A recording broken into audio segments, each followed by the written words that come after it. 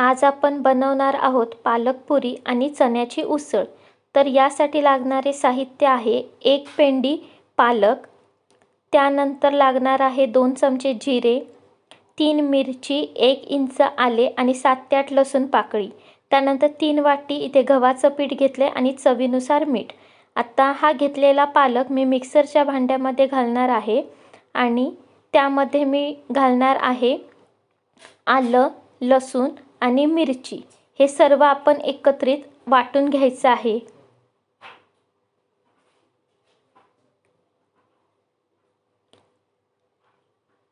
याला आपण पूर्ण बारीक असं वाटून घ्यायचं आहे। या प्रकारे ही पेस्ट बनलेली आहे। आता मी इथे 3 वाटी गव्हाचे पीठ घेतलेले आहे। या पिठामध्ये मी चवीनुसार मीठ घालत आहे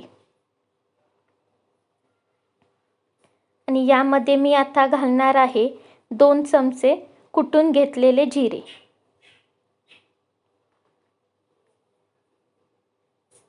आता आपण मगाशी जे वाटण केलं होतं पालकचं ते आपण या पिठामध्ये एकत्रित करून घेणार आहोत।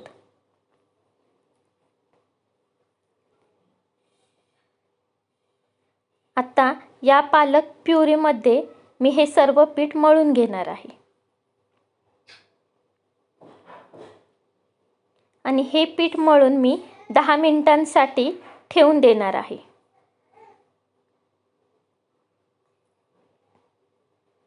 आता मी इथे उसळ जी करणार आहे त्यासाठीचे मी साहित्य दाखवते। त्यामध्ये मी घेतलेले आहेत 2 वाटी शिजवलेले चणे, त्यानंतर मी घेतले आहे खोबरे, कोल्हापुरी मसाला, त्यानंतर हळद, कोथिंबीर, फोडणीसाठी बारीक चिरलेला कांदा आणि वाटण्यासाठी मी इथे घेतलेला आहे उभा चिरून कांदा, आलं, लसूण आणि कोथिंबीर। त्यानंतर मी घेतलेलं आहे मीठ। आता मी हे 1 वाटी खोबरं, त्यानंतर कांदा अर्धा मी इथे कांदा चिरून घेतलेला आहे उभा, कोथिंबीर घेतलेली आहे, 1 इंच आलं आणि 7 ते 8 मी इथे पण लसूण पाकळ्या घेतलेल्या आहेत। त्या मी आता थोड्या परतून घेते। यामध्ये आपण छोटा 1 चमचाभर तेल घालणार आहोत आणि तेलामध्ये हे वाटण चांगलं आपण भाजून घेणार आहोत। हे वाटण खरपूस असं भाजल्यानंतर यांना आपण मिक्सरच्या भांड्यामध्ये वाटून घ्यायचं आहे। आता मी हे ट्रान्सफर करत आहे। आता या वाटणामध्ये मी घालणार आहे कोल्हापुरी मसाला। तो मी इथे 2 ते 3 चमचे घालून घेते। त्यानंतर चिमूटभर हळद आणि पाणी घालून मी हे वाटण वाटून घेते आणि इथे आता मी तोपर्यंत तेलामध्ये कांदा गुलाबी होईपर्यंत भाजून घेतला आहे। आता याच कांद्यामध्ये मी जसा कांदा गुलाबी होतोय त्याप्रमाणे मी त्याच्यामध्ये आता मी हा कोल्हापुरी मसाला घालत आहे।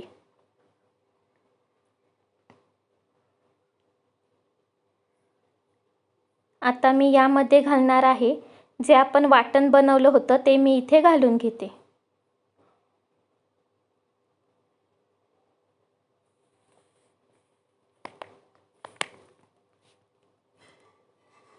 आता तेल सुटेपर्यंत आपल्याला हे वाटण पूर्ण भाजून घ्यायचं आहे।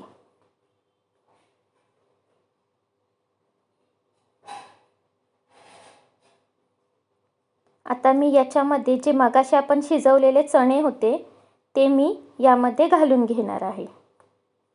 हे शिजवलेले आहे ते मी इथे घालून घेते।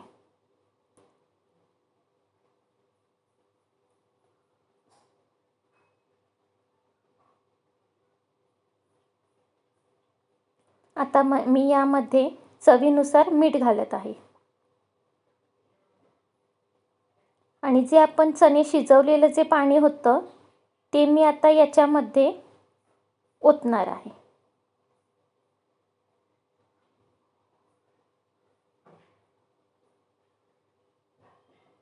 हे पाणी आहे ते मी सर्व याच्यामध्ये घालून घेते।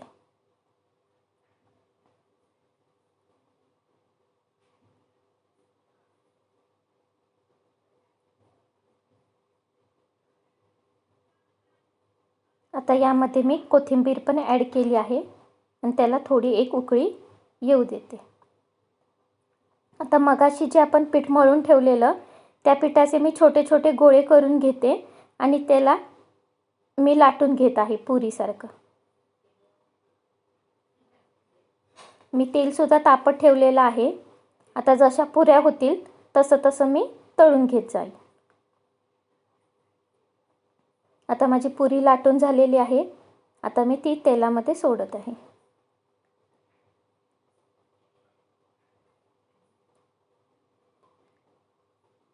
पुऱ्या ह्या एकदम फुगून येतात, म्हणून आपल्याला एक 5 ते 10 मिनिट हे पीठ ठेवून द्यायचं आहे मळून झाल्यावर.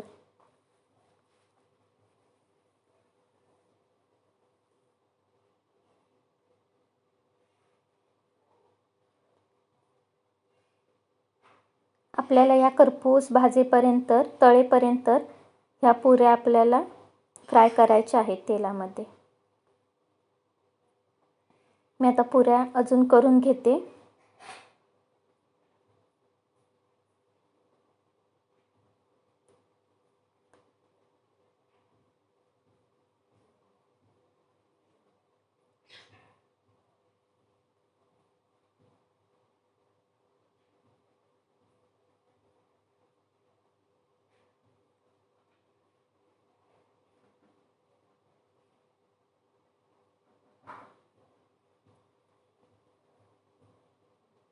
आता अशा प्रकारे मी सर्व पुऱ्या करून घेते आणि पुऱ्या आणि उसळ हे मी आज बनवले आहे.